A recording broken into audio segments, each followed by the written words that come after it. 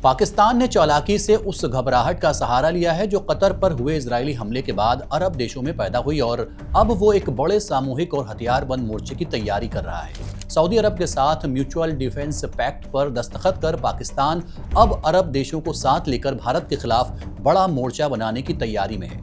इस समझौते का मतलब है अगर सऊदी अरब पर हमला होता है तो पाकिस्तान भी साथ खड़ा होगा और अगर पाकिस्तान पर हमला होगा तो सऊदी भी। इस कदम से पाकिस्तान को एक ऐसा प्लेटफॉर्म मिल गया है जिससे वो अरब दुनिया को अपना रणनीतिक सहारा बनाकर भारत के खिलाफ कूटनीतिक और सैन्य तरीके से दबाव बढ़ा सकता है। नमस्कार, मैं हूं आसिफ इकबाल और आप देख रहे हैं वन इंडिया।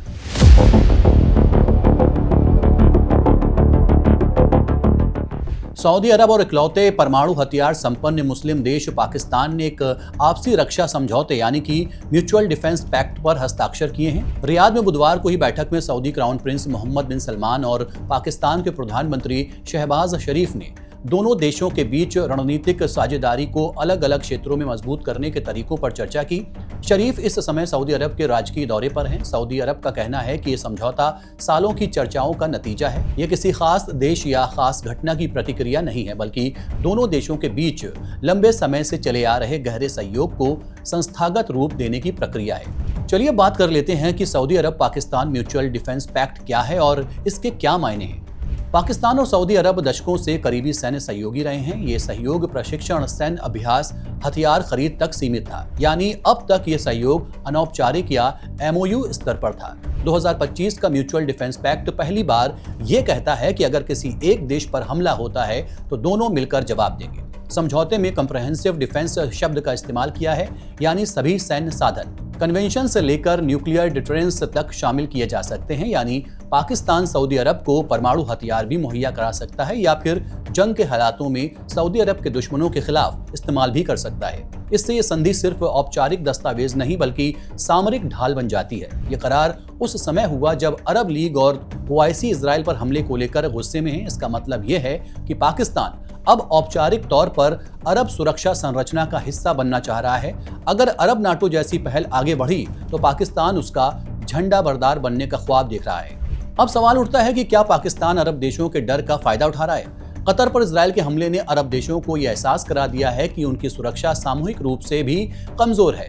अरब देशों के पास बड़ी सैन्य ताकत, फाइटर जेट, मिसाइल, धन दौलत तो है, लेकिन न्यूक्लियर डिटरेंस नहीं है। पाकिस्तान एकमात्र मुस्लिम न्यूक्लियर पावर है और यही उसकी सबसे बड़ी बिक्री योग्य ताकत यानी कि बार्गेनिंग चिप है।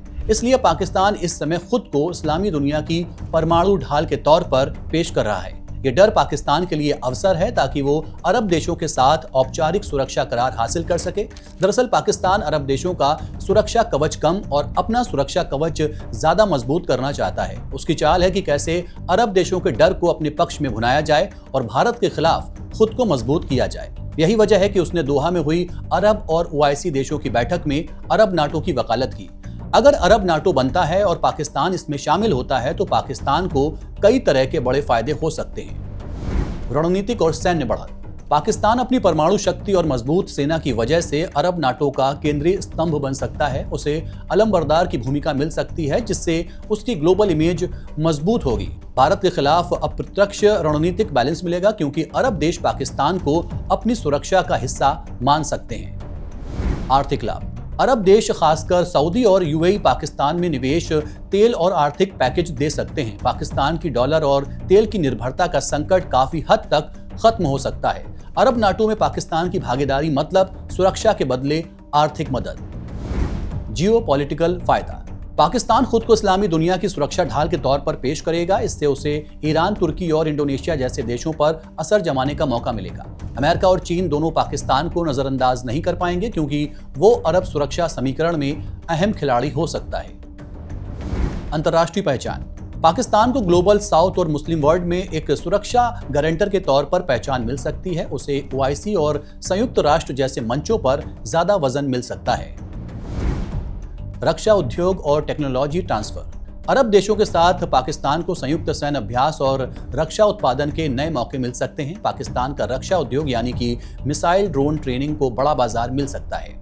भारत के लिए सबसे अहम पहलू यह है कि पाकिस्तान अब सिर्फ चीन पर निर्भर नहीं है बल्कि उसे एक और बड़ा रणनीतिक सहारा सऊदी अरब मिल गया है। इससे पाकिस्तान के खिलाफ भारत की रणनीतिक बढ़त कुछ हद तक संतुलित हो सकती है। भारत और सऊदी अरब के रिश्ते पिछले कुछ सालों में काफी मजबूत हुए हैं, खासतौर से ऊर्जा, व्यापार, रक्षा, लॉजिस्टिक्स समझौते को लेकर। लेकिन पाकिस्तान सऊदी रक्षा करार भारत के लिए एक जियोपॉलिटिकल चैलेंज बन सकता है। इस समझौते के बाद सऊदी अरब को अब भारत पाक मसलों के बीच न्यूट्रल रखना और मुश्किल होगा।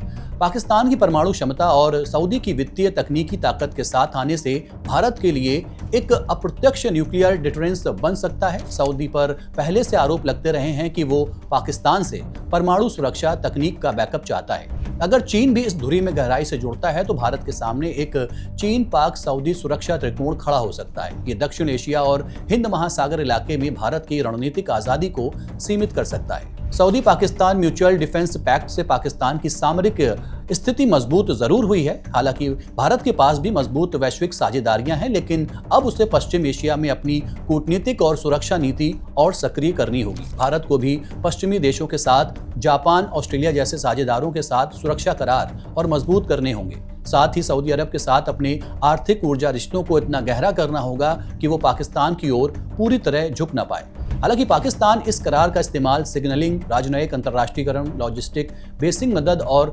एसिमेट्रिक दबाव के तौर पर कर सकता है, लेकिन सीधे बड़ी लड़ाई छिड़ना कम मुमकिन है क्योंकि सऊदी के भारत के साथ भी मजबूत रिश्ते हैं।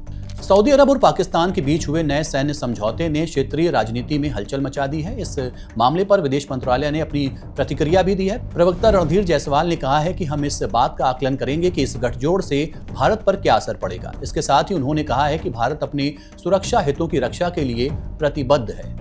अब सवाल ये उठता है कि सऊदी अरब की तरह क्या दूसरे अरब देश भी पाकिस्तान से इस तरह का सैन्य करार करेंगे? क्या पाकिस्तान ऐसे ही अपने सहयोगी बढ़ाता रहेगा या फिर अमेरिका के दबाव में आकर उसका ये ख्वाब चकनाचूर भी हो सकता है? फिलहाल के लिए इतना ही। देखते रहिए one India. Subscribe to One India and never miss an update. Download the One India app now.